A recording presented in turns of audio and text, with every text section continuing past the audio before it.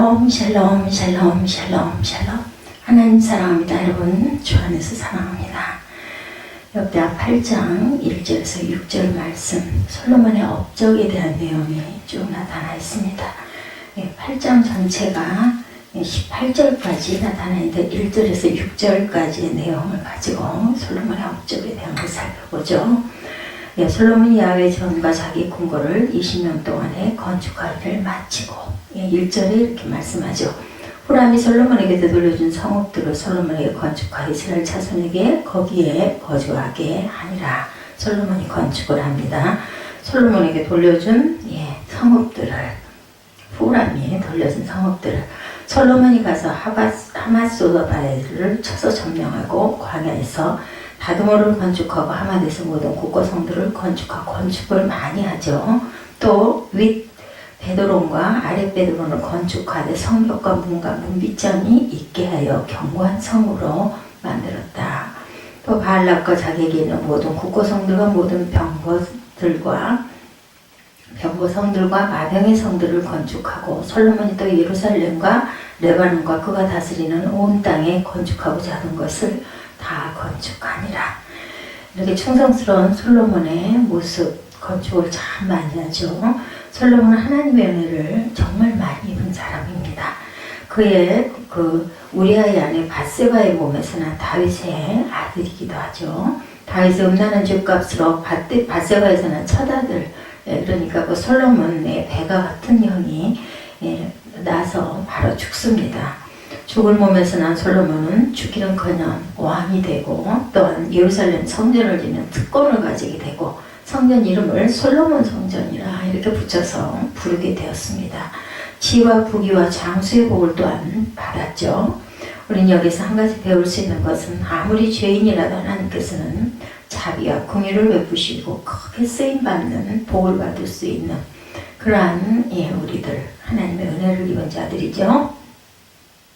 자비와 긍휼을 하나님께서만 베푸시면 어떤 것도 우리는 할 수 있다.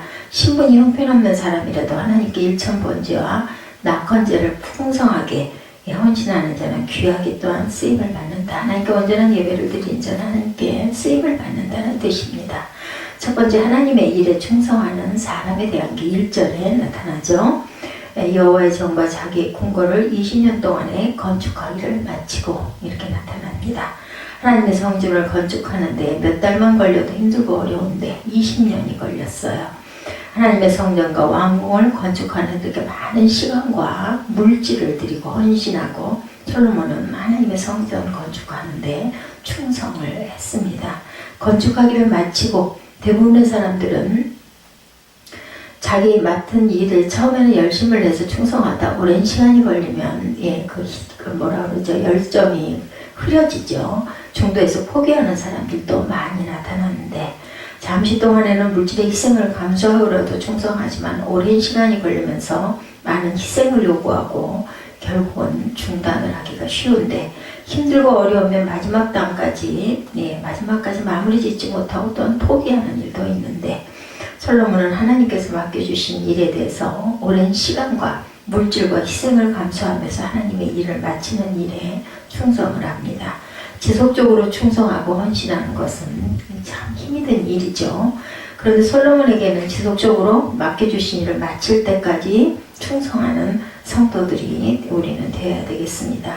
부족한 우리를 하나님께 충성되이 여기사 일을 맡겨주시면 지루하고 힘들어도 처음 마음먹은 그런 것들을 변치 않고 헌신과 충성과 인내와 희생과 수고가 있어야 되겠죠. 맡은 자에게 구할 것은 충성이니라 이렇게 말씀합니다.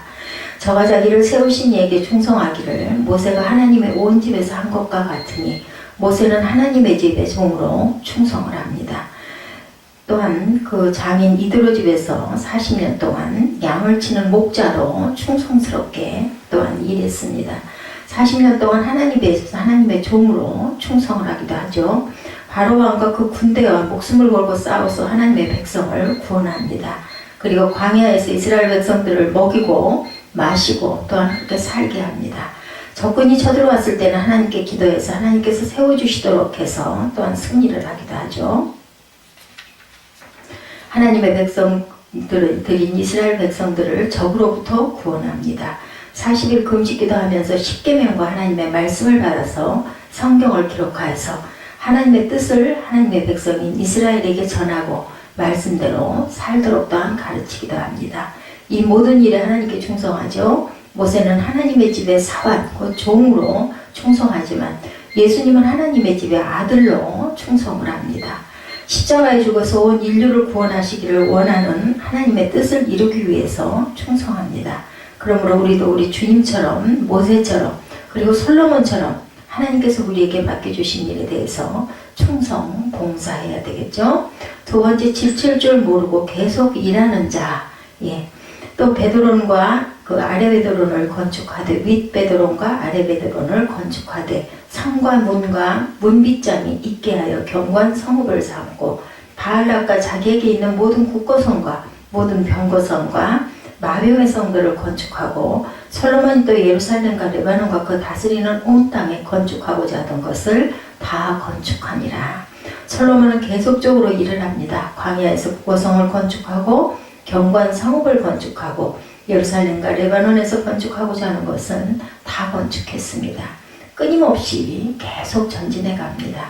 한두 가지 일이 아니라 한두 번 하나님의 일을 하는 것이 아니라 여러 가지를 여러 번 일생 동안 하나님께서 맡겨주신 일을 끝까지 끊임없는 열정을 가지고 계속적으로 충성하는 것, 이것이 정말 중요하죠.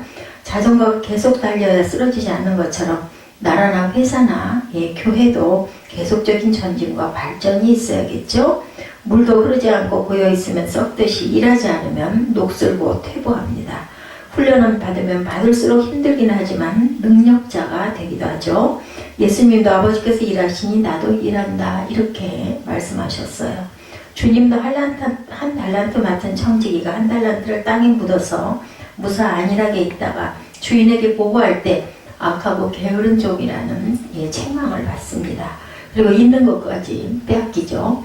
일하다 보면 손해볼 수도 있고 욕을 얻어먹을 수도 있습니다. 그런 것을 염려해서 일하지 못한다면 안 되겠죠. 주님의 일을 하다가 시험들이 많고 또한 속상할 일이 많이 있기도 합니다. 포기하고 싶을 때도 많습니다. 남이 알아주지도 않고 고생만 많이 하는 일을 만날 때도 있습니다.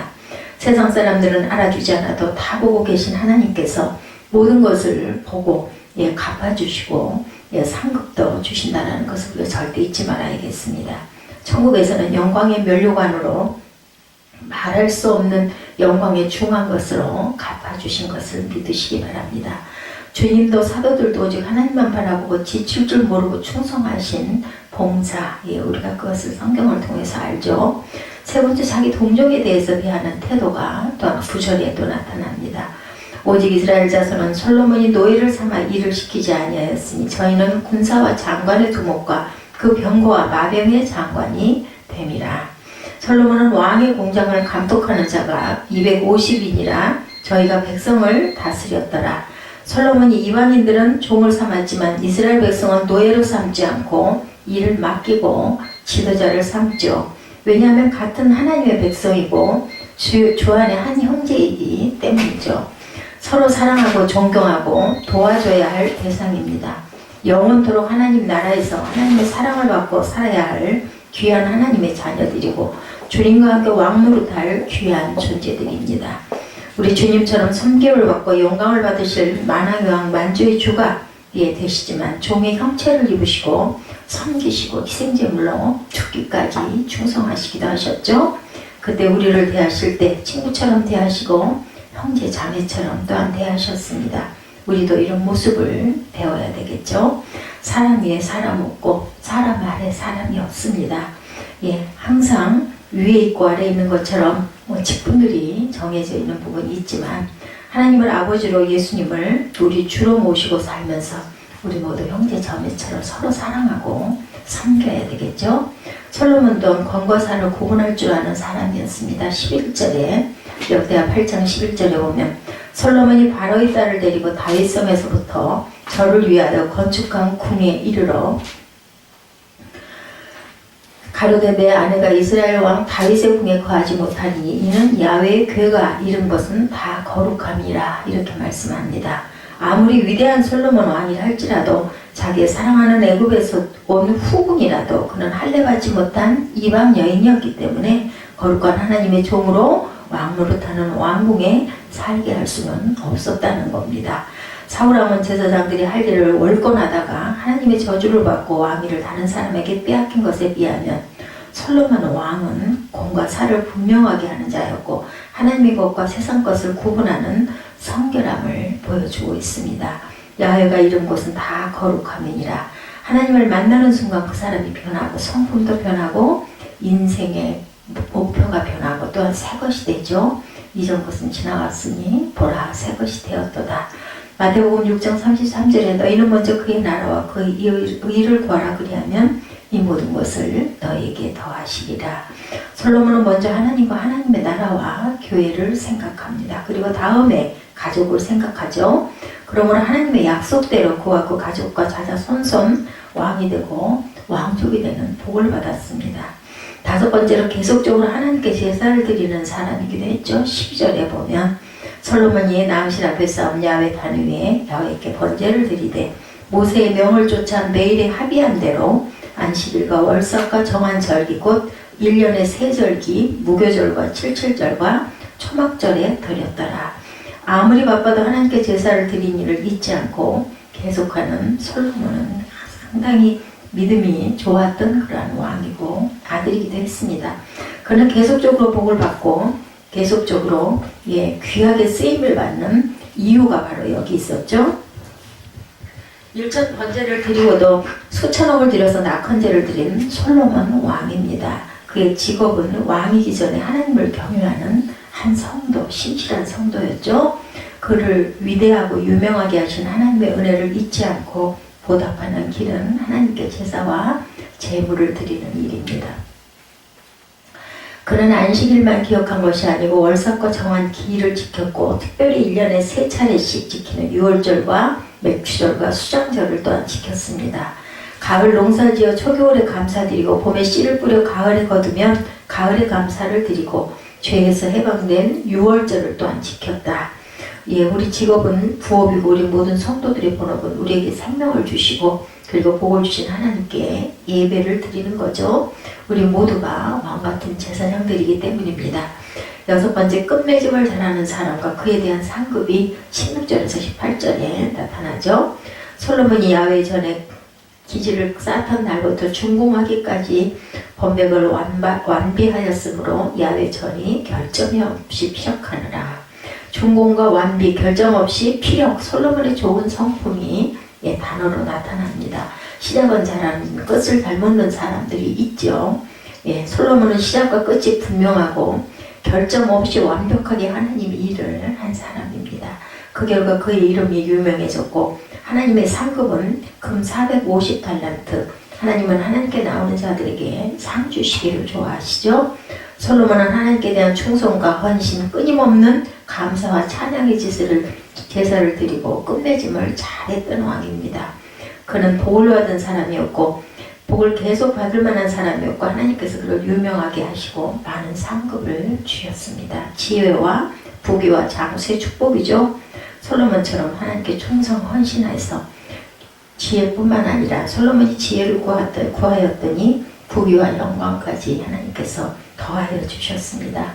그런 저와 여러분이 되시기를 주님의 이름으로 축복합니다.